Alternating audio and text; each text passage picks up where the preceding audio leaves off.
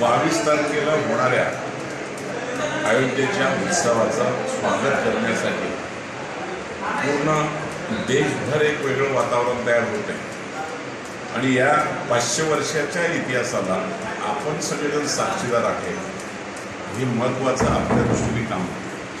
आपल्या मतदारसंघात सुद्धा आपण एक वेगळ्या प्रकारचा कार्यक्रम प्रत्येक भागाभागामध्ये होतातच, पण बदलापूरला 17 तारखेपासून 22 पर्यंत श्रीराम महोत्सव आयोजित केला आहे आणि मतदारसंघामध्ये प्रत्येक घरटी दिवा लावावा अशा प्रकारच्या ज्या आमच्या कार्यकर्त्यांच्या मनातल्या भावना होत्या. 2,51,000 दिवे आपण मतदारसंघामध्ये वाटप चालू केलेलं आहे.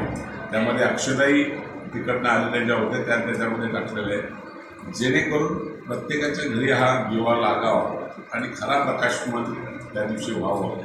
हीच खऱ्या अर्थाने मतदारसंघाच्या वतीने मनापासून त्यांना शुभेच्छा देतोय. एक चांगला कार्यक्रम सगळ्याच कार्यकर्त्यांच्या मनात आहे. त्याचबरोबर आता जेवढ्या चर्चा झाली की आमच्या सगळ्या तालुक्यातली किंवा मतदारसंघातली सगळी मंदिरं स्वच्छ असावी. स्वच्छ आहेतच, पण त्याला अजूनही स्वच्छतेचं स्वरूप चांगलं राहावं.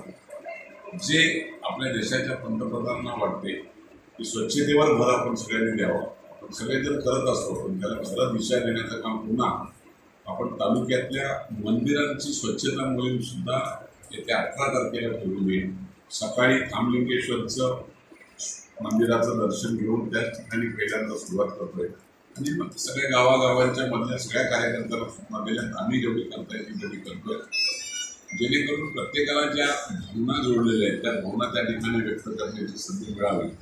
हीच खऱ्या अर्थाने या 22 तारखेची तुमच्या आमच्या थोडी परवणी आहे. ती परवणी सादर करायला सगळ्यांनी सहभागी व्हावं अशी मी सगळ्या जनतेला विनंती करतो.